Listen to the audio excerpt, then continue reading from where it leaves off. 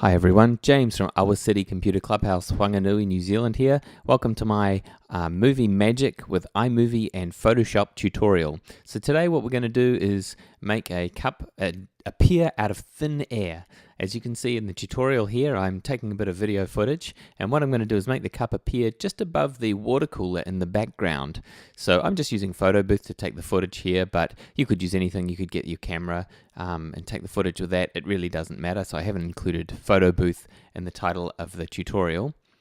So first we're just taking a bit of video footage, and notice I've clicked my fingers when I want that cup to appear. Now though you can see me moving in the video, this isn't recording at this stage. That's just me placing the cup, and then as you can see I've taken a photo of it. So we've got a photo of the cup in position, and we've got a video of me clicking my fingers when we want the cup to appear. Now it's important that the place where the magic happens has to be a place that is static, that is, that nothing's happening, it's absolutely still, which is why I've chosen the water cooler in the background.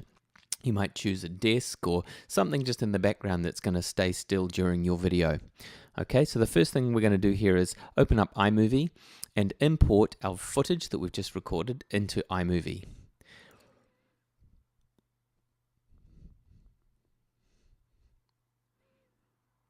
And there we go.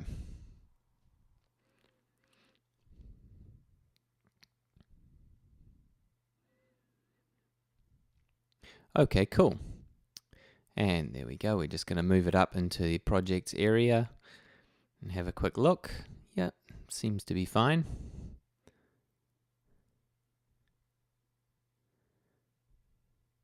Great. Now next what we're going to do is open up the still image that we created in Photoshop, and we're just going to crop it down just to the bit that we want. So as you can see, I've chosen Open With, I've chosen Photoshop, and now I'm just using the Select tool to select the part of the image that we want to keep, just the static bits. If there's anything moving in this part, it's not going to work for our video because it's suddenly going to go blank. And then I'm using, from the menu there, just using the crop option.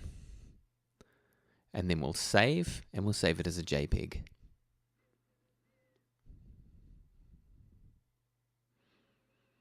Cool, we don't need Photoshop anymore. Now we're going to chuck that picture in, but before we do, we just need to go into iMovie and enable the advanced tools. So I've gone into iMovie preferences, I've clicked enable advanced tools, and you'll see that it gives some extra options on the toolbar there. Now when we dump the picture into the movie, it gives us the option to place within, and that's what we're going to choose. Now this is a little bit of a trap for young players. First I started trying to move the picture around, but then I remembered that iMovie automatically uses a Ken Burns effect when you put photos into it. So you need to go into crop and Ken Burns and crop it down to how you want. That's like that, yeah.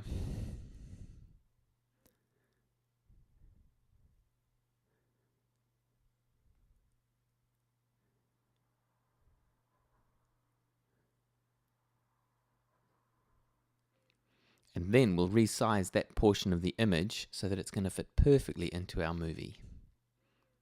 Now, the next part that's important is timing, because we don't want the cup to appear before I click or after I click. We want it to appear just the moment that I click my fingers. So it looks like I'm really in control of when the cup appears. Finally, we'll add a silly title.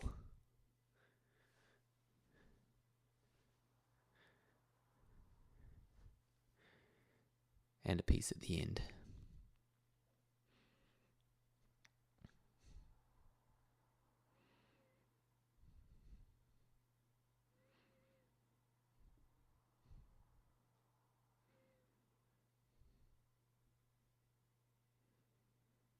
Now I'm just going to test out that timing, make sure it's looking good. Click, not quite. Just got to move the cup over a little bit.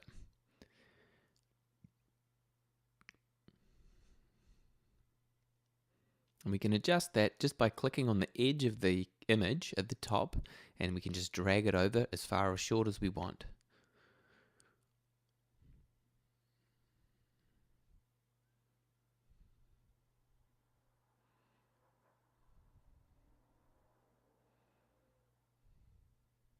there. Nice.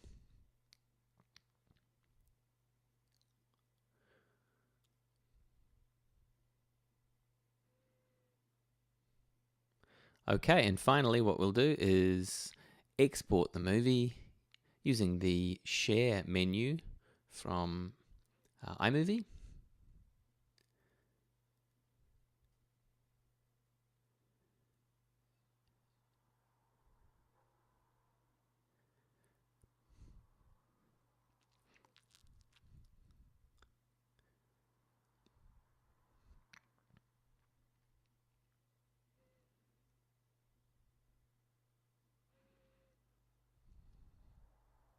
And then let's play it and see how it looks.